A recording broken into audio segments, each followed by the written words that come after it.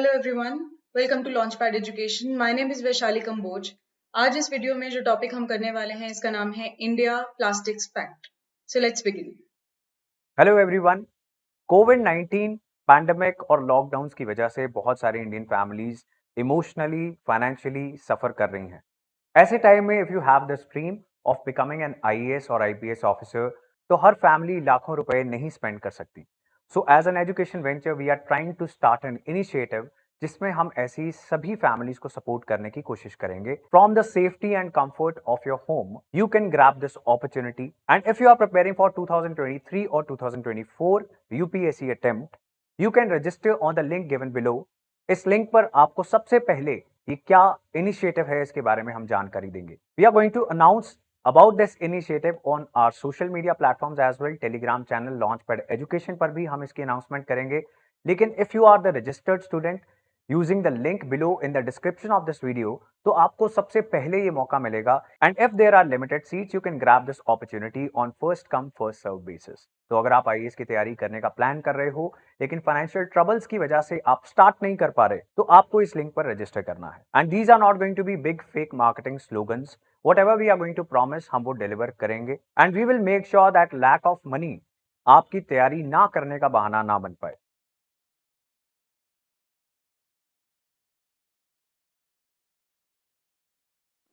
सबसे पहले देख लेते हैं कंटेंट्स को।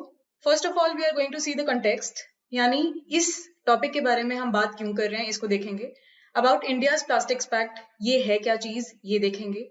एम्स इसके क्या हैं, इंडिया को प्लास्टिक पैक्ट की क्या जरूरत है, इसके टारगेट्स क्या हैं, किस तरह से ये काम करने वाला है, and finally we are going to see कि इस पैक्ट के आ जाने से आउटकम्स क्या होने वाले। Please do not forget to subscribe to our YouTube channel, and for more updates follow us on Facebook and Instagram.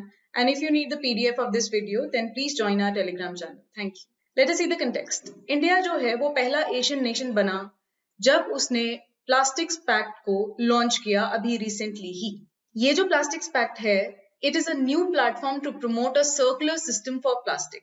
देखिए, ये काम करेगा सर्कुलर इकोनॉमी के बेसिक आइडिया के ऊपर, यानी जो भी आप बना रहे हैं उसका पूर्णतः से उपयोग जो है वहां की ही कम्युनिटी के अंदर अच्छे से हो जाए, वो कहीं पर भी एनवायरमेंट के अंदर पड़ा ना रह जाए।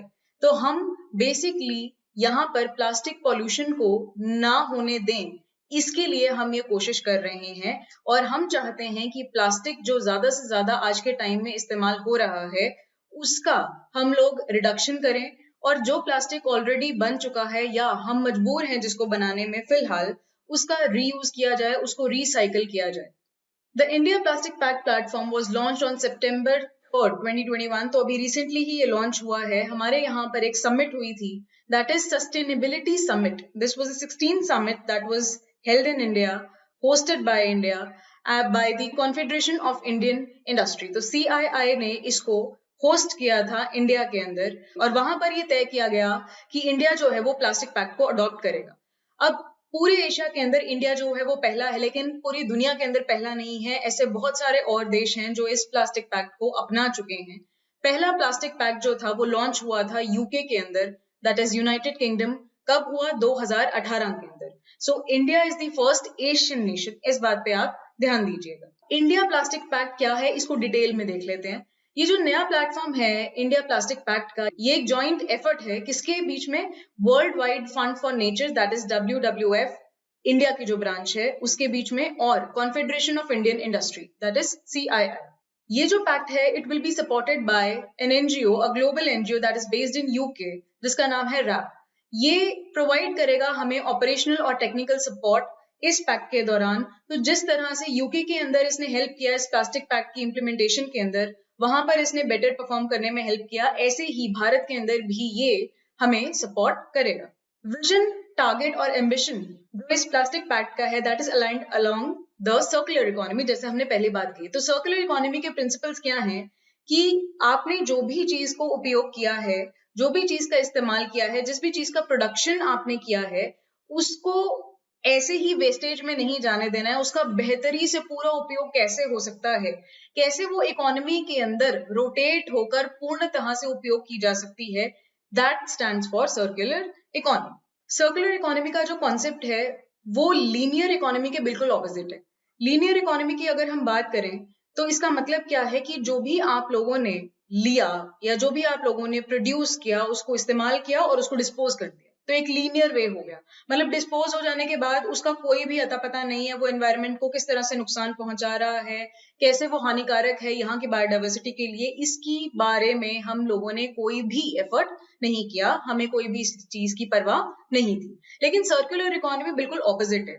आज के बढ़ते हुए क्लाइमेट चेंज की वजह से ग्लोबल एमिशंस इंक्रीज हो रही हैं, क्लाइमेट चेंज हो रहा है तो बायोडाइवर्सिटी लॉस भी हो रहा है, हमारी वाटर बॉडीज जो है वो खराब हो रही हैं, हमारा एयर जो है वो खराब हो रही है।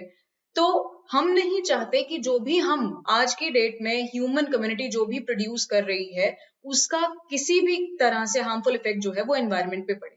तो यहाँ सर्कुलर इकोनॉमी में कोशिश की जाती है कि जो भी हम बनाते हैं उसको इसी तरह से डिस्पोज ना कर दिया जाए जैसे हम लीनियर इकोनॉमी में करते आ रहे थे। वी वांट कि उस डिस्पोजल को ना करके हम लोग उसी प्रोडक्ट को वापस से इकोनॉमी में कैसे इस्तेमाल कर सकते हैं, इस चीज पे फोकस किया जाए। तो यहाँ पे वो वाली इंडस्ट्रीज इन्वॉल्व होती हैं who make the products that are reusable. Fine? Okay. So this India Plastic Pact is an ambitious collaborative initiative. तो बहुत सारे लोग जो हैं वो इसके अंदर जुड़ेंगे, जैसे कि बिजनेस हाउसेज होंगे, यहाँ पे गवर्नमेंट सेक्टर होगा, चाहे वो स्टेट गवर्नमेंट हो, लोकल गवर्नमेंट को इन्वॉल्व करना हो, national government of course, and the NGOs. किस पे काम करेंगे ये लोग? To reduce, reuse and recycle the plastics in their value chain. तो वो जो भी प्रोडक्शन कर रहे हैं, जो भी एक देश के अंदर प्रोड्यूस हो रहा है, वो किस तरह से वो प्लास्टिक किस तरह से रिड्यूस किया जा सकता है, फिर रीयूज किया जा सकता है और फिर रिसाइकल किया जा सकता है। ये सब लोग मिलकर इसके ऊपर काम करने वाले। सर्कुलर इकोनॉमी की बात इन प्लास्टिक इंडस्ट्री बात करी थी एलन मैकार्थर फाउंडेशन ने। तो एलन मैकार्थर जो है वो एक लेडी हैं जो पहले सेलर रह चुकी हैं, ब्रिटेन की ही रहने वाली हैं, और फिर इन्होंने आफ्टर रिटायरमेंट एक फाउंडेशन शुरू किया अपने नाम से, एलन मैकार्थर फाउंडेशन, जो काम करता है प्लास्टिक को किस तरह से सर्कुलर वे में इस्तेमाल किया जा सकता है, कैसे रिड्यूस, रीयूज और रिसाइकल के ऊपर फोकस किया जा सकता है। इसको उन्होंने नाम दिया न्यू प्लास्टिक्स इकोनॉमी। तो ये सेंट्रल आइडिया है इस इंडिया प्लास्टिक्स पैक्ट का। और इस एलन मैकार्थर फाउंडेशन ने और भी ऐसे इंडिया प्लास्टिक पैक्ट जैसे हमने बात करी बहुत सारे और कंट्रीज में भी चलाए हुए हैं, बहुत सारे और कंट्रीज के अंदर ऑलरेडी ये इम्प्लीमेंट हो चुके हैं, लेकिन एशिया के अंदर इंडिया जो है वो पहला है। It builds a unique platform to exchange learnings. तो जो भी आप अपने एक्सपीरियंसेस से लर्न करते हैं, जो भी आप प्रैक्टिसेस अपने इंडस्ट्रीज के अंदर अडॉप्ट कर चुके हैं या अडॉप्ट करना चाहते हैं, उसको आप यहाँ पर लागू करेंगे on a global scale, on a national level also. So we want to accelerate this transition to a circular economy for plastics. So हम चाहते हैं कि reduce, reuse और recycle का ये जो cycle है, ये जो method है, ये ज्यादा से ज्यादा जो है भारत के अंदर practice किया जाए।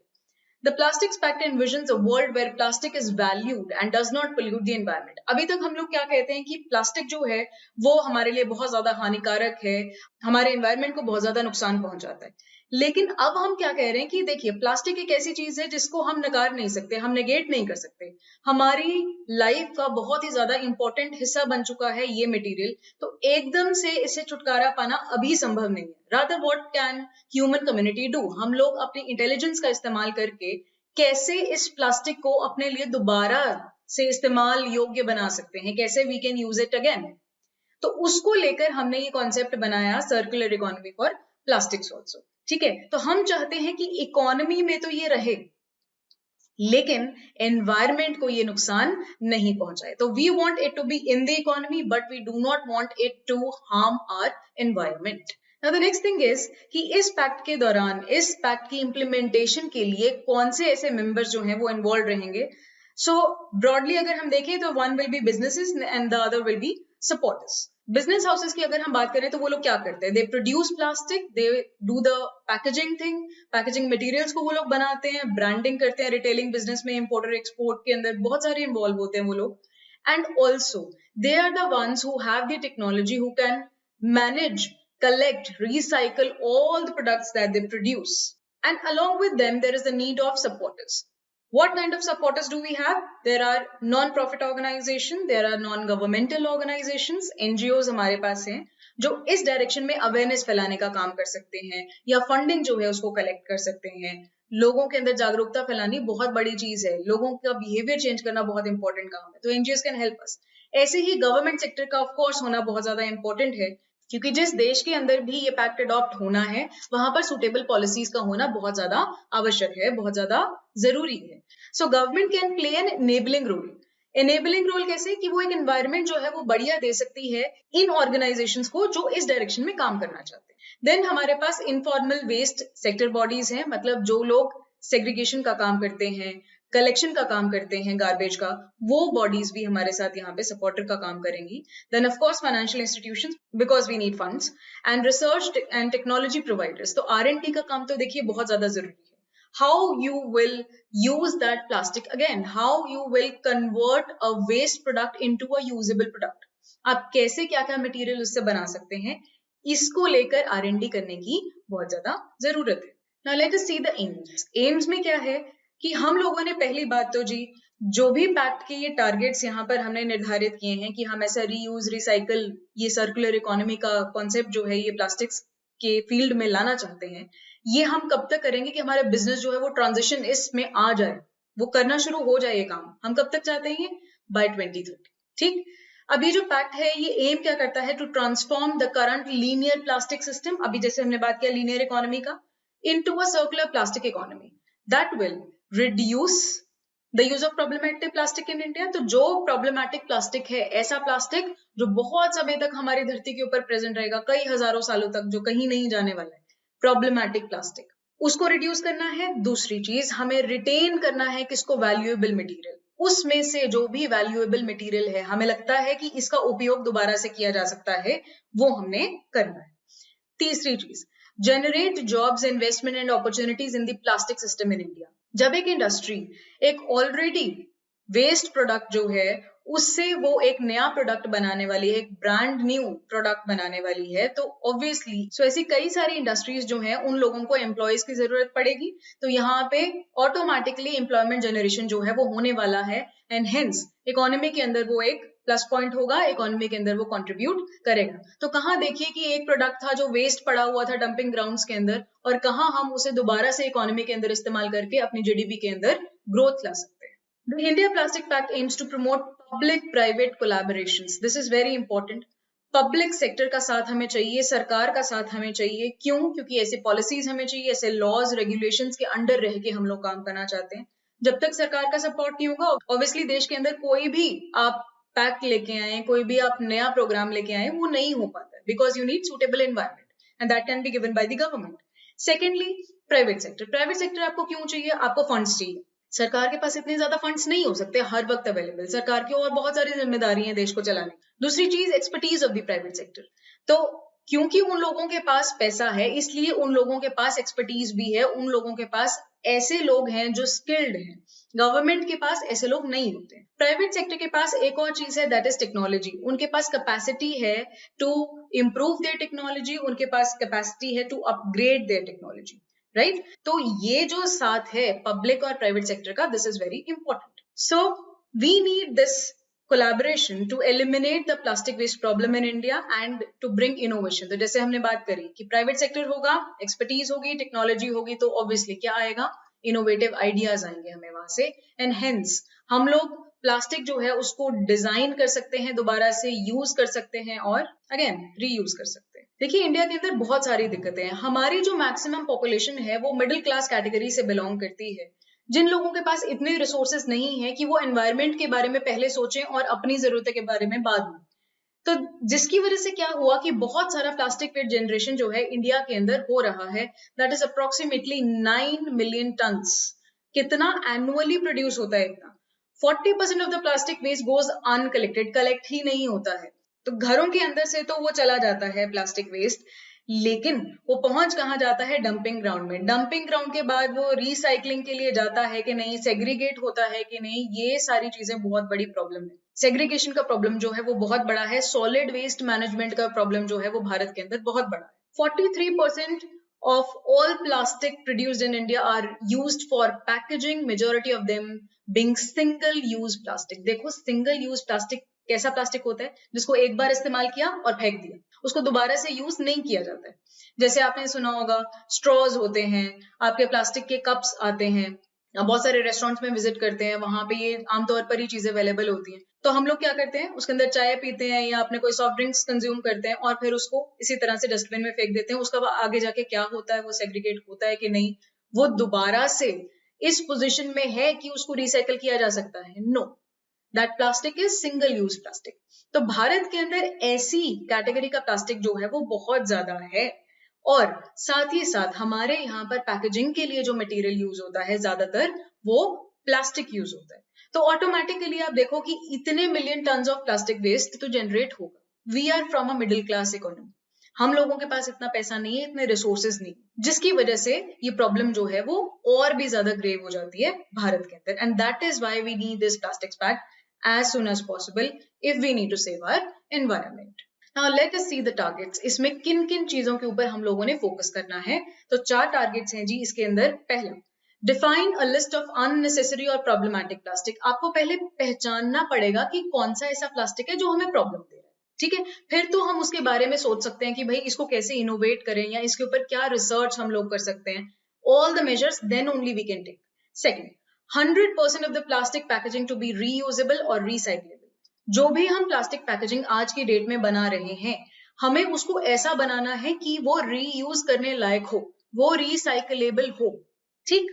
तीसरा, 50% of the plastic packaging to be effectively recycled. जो भी हमने पैकेजिंग बनाई वो हमें ये तो पता है कि रिसाइकलेबल है या वो रीयूजेबल है, लेकिन क्या वो हो रही है या नहीं, इस बात पे भी एक बहुत बड़ा क्वेश्चन है। कई बार होता है कि रीयूजेबल मटेरियल आपने बनाया, रिसाइकलेबल मटेरियल आपने बनाया, लेकिन वो हुआ ही नहीं रिसाइकल, ठीक? तो केपेबल ऑफ रीयूजेबल होना या केपेबल ऑफ रिसाइकलिंग होना और एक्चुअल में रिसाइकल होना में फर्क है। तो हम क्या कहते हैं कि कम से कम 50% जो आप प्लास्टिक पैकेजिंग जो रीयूजेबल है उसको करें आप रिसाइकल, इफेक्टिवली रिसाइकल होनी चाहिए। 25% average recycled content across all plastic packaging. तो इन्होंने कहा कि जो रिसाइकल प्लास्टिक हो चुका है उसमें से एटलीस्ट 25% जो है आप उसको पैकेजिंग में इस्तेमाल करें।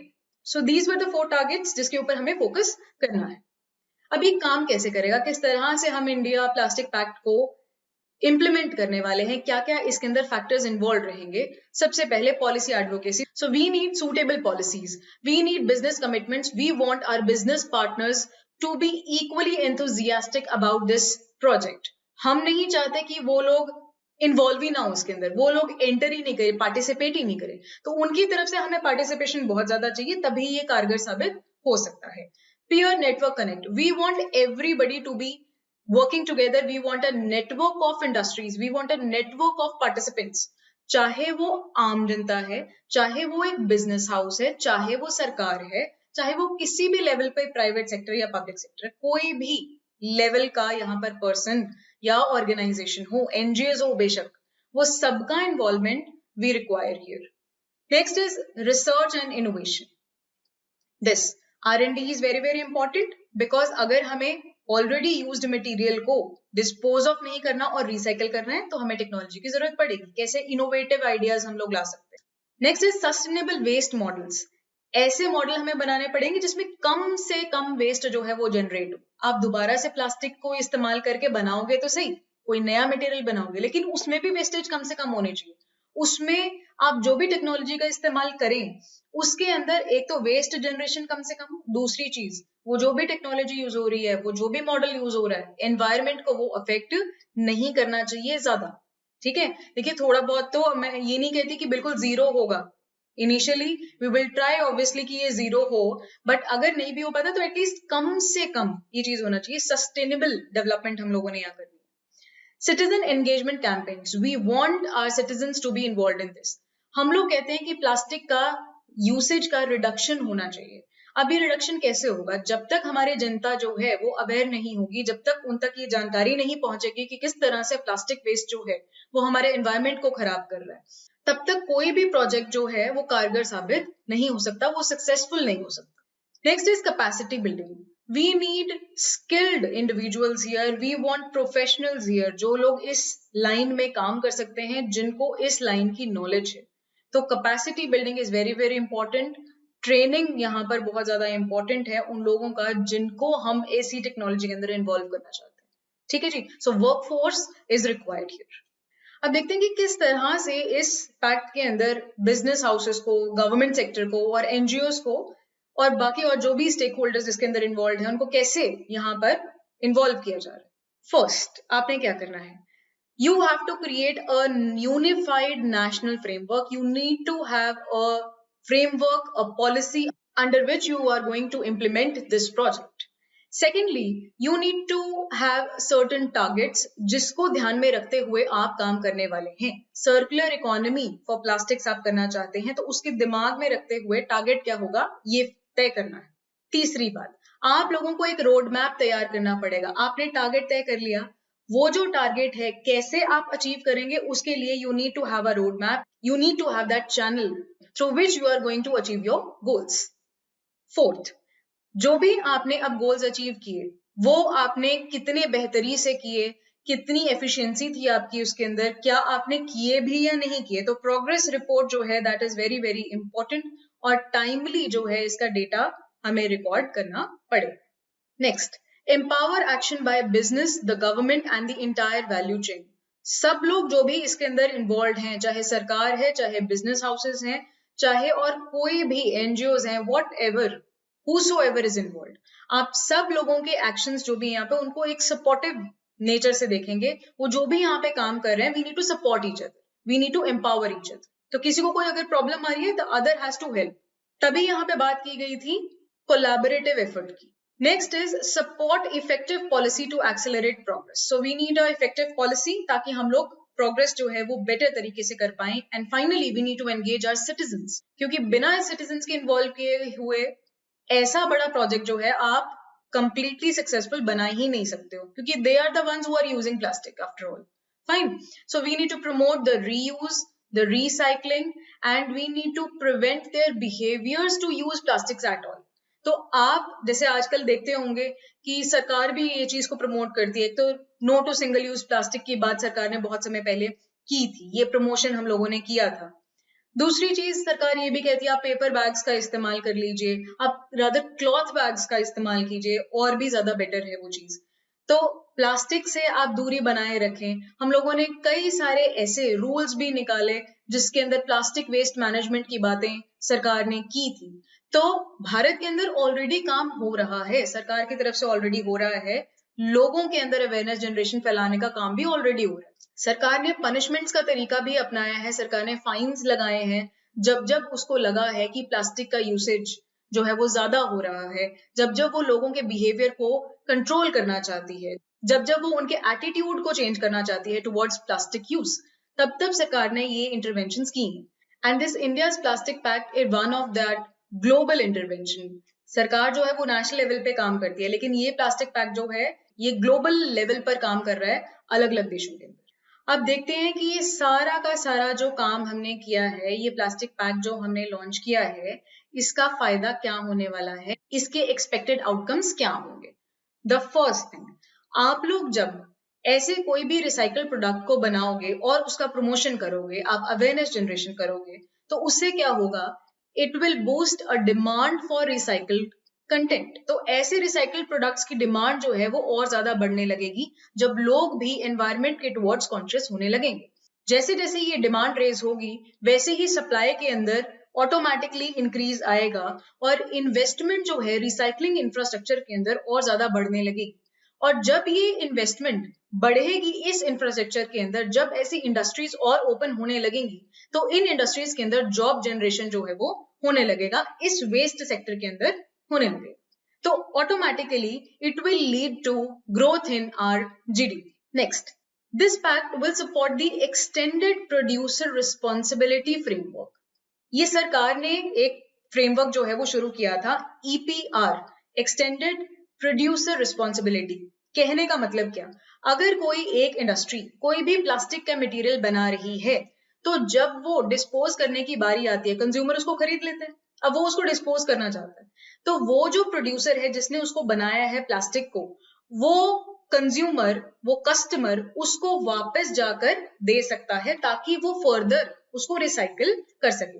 ये फ्रेमवर्क को कहा गया एक्सटेंडेड प्रोड्यूसर रिस्पॉन्सिबिलिटी, मतलब प्रोड्यूसर की, जिसने वो प्लास्टिक प्रोड्यूस किया, उसकी ये एक्सटेंडेड रिस्पॉन्सिबिलिटी है to take care of that plastic जो उसने एनवायरमेंट में रिलीज कर दी। ठीक जी, तो एक तो ये वाला काम होने वाला है। दूसरी चीज यहाँ पे क्या होगी, सॉलिड वेस्ट मैनेजमेंट का जो काम सरकार ने सोचा था थ्रू इट्स स्वच्छ भारत अभियान, हमने ये कोशिश करी थी कि स्वच्छ भारत अभियान के अंदर हम लोग जो फिजूल में वेस्ट जो है हम इधर उधर फेंकते रहते हैं, वो चीज हम ना करें। जो भी हम वेस्ट जनरेट करते हैं उसको सेग्रीगेट करें पहले और फिर उसको अच्छे से डिस्पोज ऑफ करें। तो स्वच्छ भारत अभियान के अंदर सॉलिड वेस्ट मैनेजमेंट पे बहुत बड़ा फोकस दिया गया था और यहाँ पर इंडिया प्लास्टिक पैक्ट जो है वो इसी विजन के अंदर काम कर रहा है, इसी सॉलिड वेस्ट मैनेजमेंट की डायरेक्शन के अंदर काम कर रहा है। So this is again helpful for the government also. तीसरी बात, इसके अंदर इनफॉर्मल वेस्ट सेक्टर जो है उसको इन्वॉल्व किया जा सकता है। वो लोग सेग्रीगेशन के अंदर इन्वॉल्व हो सकते हैं, मतलब आपने सुना होगा गीला कचरा अलग, सूखा कचरा अलग, देन बायोमेडिकल वेस्ट अलग, प्लास्टिक वेस्ट अलग, कई तरह से आप सेग्रीगेशन जो है वो कर सकते हैं। तो उसके अंदर इन्वॉल्व हो सकता है, कलेक्शन के अंदर इन्वॉल्व हो सकता है, और कैसे ये प्लास्टिक वेस्ट जो है आगे जाके प्रोसेस होगा। सो ये जो इनफॉर्मल वेस्ट सेक्टर है उसकी इन्वॉल्वमेंट यहाँ पर पूरी तरह से करी जा सकती है। इसके अलावा जब प्लास्टिक जो है वो सर्कुलर इकोनॉमी का पार्ट बन जाएगा, when we will achieve this reduce reuse recycling of the plastic, तो उससे हमें एक बहुत बड़ी हेल्प होने वाली है, that is in tackling pollution. आज की डेट में बहुत सारा प्लास्टिक जो है वो वाटर बॉडीज के अंदर बेइंतहा तरीके से रिलीज किया जा रहा है, मतलब कोई सीमा नहीं है। इंडस्ट्रीज जो हैं without getting conscious towards the environment, they are releasing the plastic waste, they are releasing their waste product from the industries into the rivers. तो बहुत सारा हमारे जो वाटर बॉडीज हैं वो अफेक्ट हो रही है इससे। अगर वाटर बॉडीज अफेक्ट होंगी तो वाटर बॉडीज में रहने वाले जितने भी ऑर्गेनिजम्स हैं, हमारी मेरीन लाइफ जो है वो भी डिस्ट्रॉय होगी। और आप देखो अगर पानी जो है वो खराब हो गया तो ऑटोमेटिकली वो ह्यूमन कम्युनिटी को डायरेक्टली अफेक्ट करेगा। ठीक, इसके अलावा प्लास्टिक वेस्ट को आपने देखा होगा बहुत बार जलाया भी जाता है, तो क्योंकि उसको डिस्पोज ऑफ वो लोग करना चाहते हैं तो जला देते हैं, जिसकी वजह से क्या होता है बहुत सारी हार्मफुल गैसेस हैं वो रिलीज होती हैं एनवायरमेंट के अंदर, and that leads to air pollution, that leads to severe respiratory problems, and along with that biodiversity को इफेक्ट तो पड़ेगा ही पड़ेगा। और क्लाइमेट चेंज जो है वो और ज्यादा बूस्ट अप हो जाता है जब ऐसी एमिशंस जो है वो एनवायरमेंट के अंदर रिलीज होती है, जब ऐसी एमिशंस एनवायरमेंट के अंदर होती है। ठीक जी, so water pollution, air pollution, ये तो दो एग्जांपल्स दिए, ऐसे बहुत सारे और पोल्यूशंस जो हैं प्लास्टिक की वजह से हो रहे हैं। Next, they will lead to significant reduction in greenhouse gas emissions, जैसे कि अभी हमने बात कर ली है। तो एयर के अंदर वो चीज रिलीज ना हो, अगर हम प्रॉपरली इसको सेग्रीगेट करके रीयूज रिसाइकल करेंगे तो ये काम नहीं होगा। सो that was all from this topic. Questions की अगर हम लोग बात करें, प्रीलिम्स के अंदर आपको डायरेक्ट क्वेश्चन पूछा जा सकता है फ्रॉम दिस पैक्ट, किस तरह से प्लास्टिक जो है वो एनवायरमेंट के लिए हार्मफुल है, यहाँ पर भी कॉन्सेप्ट क्वेश्चन एक बनाया जा सकता है। मेंस की अगर हम लोग बात करें तो एसे के अंदर बहुत बार एनवायरमेंट से रिलेटेड क्वेश्चंस जो हैं वो आते रहते हैं, तो वहां पर कहीं पर आप इसको इस्तेमाल कर सकते हैं। इंडिया प्लास्टिक्स पैक्ट का नाम आप वहां पर मेंशन करके एज अ फॉर्डर मटेरियल इसको यूज कर सकते हैं। इसके अलावा जीएस पेपर 3 के अंदर एनवायरमेंट का जो टॉपिक है हमारा, उसके अंदर आपको डायरेक्टली तो शायद आपसे ना पूछा जाए, लेकिन एनवायरमेंटल पोल्यूशन को टैकल करने के लिए भारत के अंदर ऐसे कौन कौन से एफर्ट्स किए गए हैं रिसेंटली, इसके ऊपर क्वेश्चन जरूर बनाया जा सकता है। तो यहाँ पर भी आप इस टॉपिक को एज अ फॉर्डर मटेरियल इस्तेमाल कर सकते हैं। So that was all from this topic. Thank you so much for watching this video. Please don't forget to subscribe to our YouTube channel, and for more updates follow us on Facebook and Instagram.